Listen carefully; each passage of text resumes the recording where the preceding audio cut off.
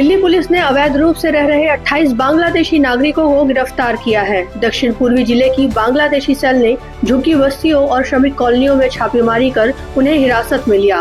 पूछताछ में पता चला कि ये लोग पश्चिम बंगाल की सीमा से गुप्त रूप से भारत में आए थे और अधिकांश अकुशल मजदूर थे।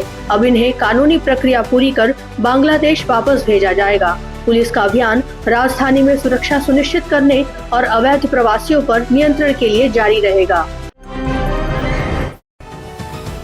2 वर्षों से चल रहे इजराइल हमास संघर्ष को समाप्त करने के लिए अमेरिकी राष्ट्रपति डोनाल्ड ट्रंप की शांति योजना पर दोनों पक्षों ने सहमति जताई है। इसके तहत इजराइल सेना पीछे हटेगी और सभी बंधकों को जल्द रिहाई होगी। गाजा में मानवीय सहायता, पुनर्निर्माण और विशेष आर्थिक क्षेत्र लागू किया जाएगा। अस्थायी प्रशासन गैर राजनीतिक फिलिस्तीनी समिति को सौंपा जाएगा और क्षेत्र पूर्णतः निरस्त्रीकृत रहेगा।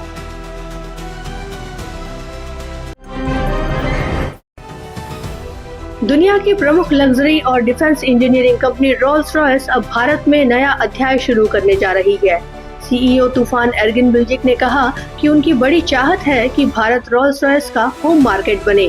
भारत और Britain next generation fighter jet engine के को डेवलपमेंट प्रोग्राम पर विचार कर रहे हैं। यह साझेदारी भारत की डिफेंस सेल्फ रिलायंस को मजबूत करने और तकनीकी क्षमता को बढ़ाने में मदद करेगी।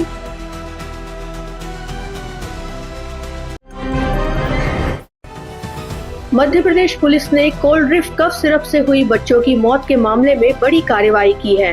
श्रीसन फार्मा कंपनी के मालिक रंगनाथन को चेन्नई से गिरफ्तार कर लिया गया है। उस पर 20,000 रुपए का इनाम घोषित था। इस जहरीले सिरप से 20 बच्चों की मौत हो चुकी है। एसआईटी ने कंपनी के प्लांट और ऑफिस की जांच की। वहीं तमिलनाडु सरकार ने फैक्ट्री सील कर दी और सिरप की बिक्री पर पूरी तरह प्रतिबंध लगा दिया है।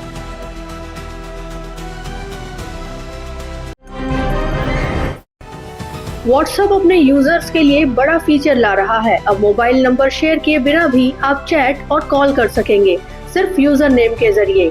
इससे प्राइवेसी बढ़ेगी और नंबर गोपनीय रहेगा। बीटा वर्जन में यूजर नेम रिजर्व करने का विकल्प पहले ही दिखने लगा है। यह फीचर आने के बाद बातचीत और भी आसान और सुरक्षित होगी।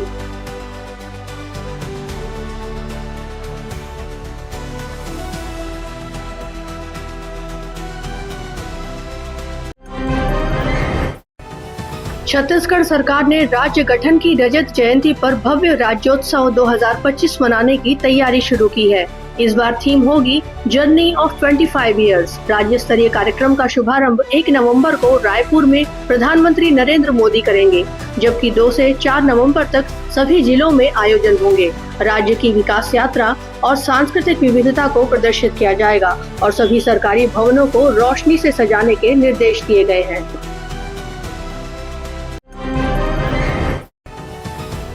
महादेव ऑनलाइन सट्टा ऐप घोटाले में बंद रायपुर जेल के 12 आरोपियों को सुप्रीम कोर्ट से जमानत मिल गई है। ये सभी 2.5 साल से जेल में थे।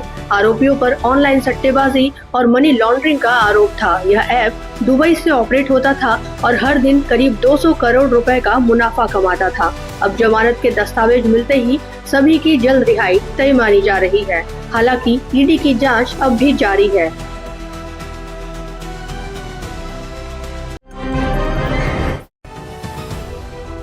देश में मेड इन इंडिया टेक्नोलॉजी को बढ़ावा देते हुए गृह मंत्री अमित शाह ने अपना ईमेल प्लेटफॉर्म जीमेल से जोहो मेल पर बदल लिया। उन्होंने सोशल मीडिया एक्स पर नया ईमेल आईडी शेयर करते हुए कहा कि अब सभी सरकारी और आधिकारिक ईमेल इसी पर भेजे जाएं। यह कदम डिजिटल आत्मनिर्भरता को बढ़ावा देता है और जोहो कॉर्पोरेशन की टेक्नोलॉजी को अंतर्राष्ट्रीय स्तर पर मान्यता दिलाता है।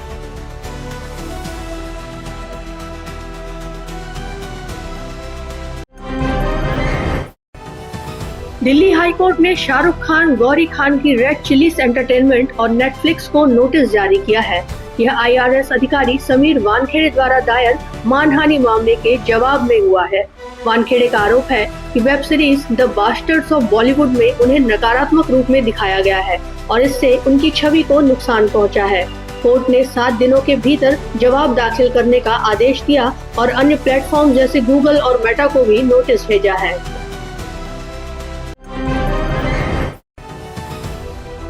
दिल्ली हाई कोर्ट ने उस जनहित याचिका को खारिज कर दिया जिसमें भारतीय क्रिकेट टीम का नाम बदलने की मांग की गई थी। चीफ जस्टिस देवेंद्र कुमार उपाध्याय और जस्टिस तुषार राव गेडेला ने इसे बेहद तुच्छ और समय की बर्बादी करार दिया। अदालत ने स्पष्ट कहा कि भारत नाम देश का प्रतीक है और टीम का अंतर्राष्ट्रीय मंच पर देश का प्रतिनिधित्व करना पूरी तरह उचित है।